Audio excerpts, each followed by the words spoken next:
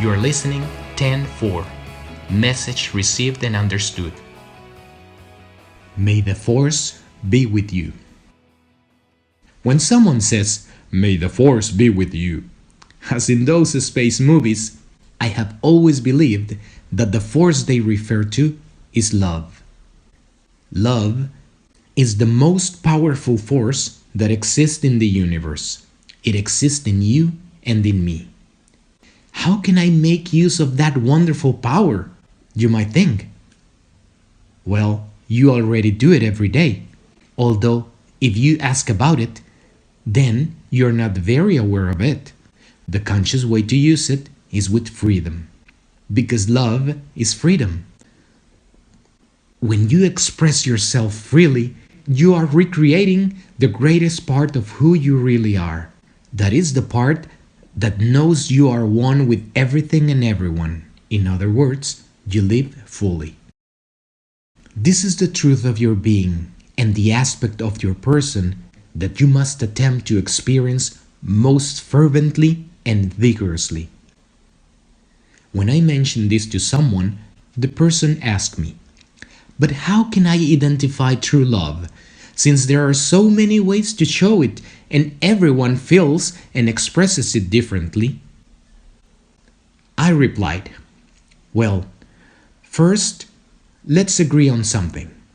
Allow me to define love as something that is given unconditionally, without need, and is unlimited. What do you think?" The person replied, "Sure, I think the same. But still, I don't agree that love is something as powerful as you indicate."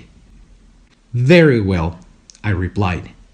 "So, let's put those singular parts of love to test.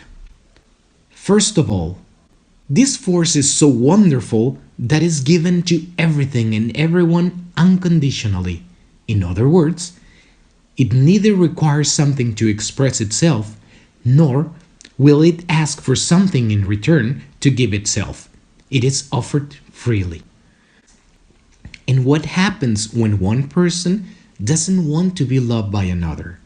In this case, love is consciously and gently withdrawn, because it doesn't want to give itself to someone who doesn't want to receive it with joy. In the same way, when withdrawn, it does so without retribution or grudges, but rather with understanding that not everyone is ready to receive it, but when they are, it will always be there to be given.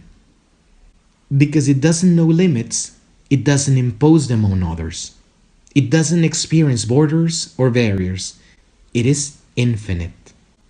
Since it has no need, it can only accept what is given freely and willingly, and so it will never request anything. It knows that love is given fully, without being required. If someone doesn't want to give it, it understands. In the same way, it doesn't want to retain something that it doesn't want to be retained, because it respects the wishes and freedom of others. In summary, love is always free, because freedom is the essence of God, and love is God expressed. In other words, the force of love is always with you. So, experiment, remember, live, recreate, and be the best version of yourself. If you like this information that I share with you, and you would like to support my work, in the text below, you can find some links. Please choose the best option for you, and thank you in advance. 10-4.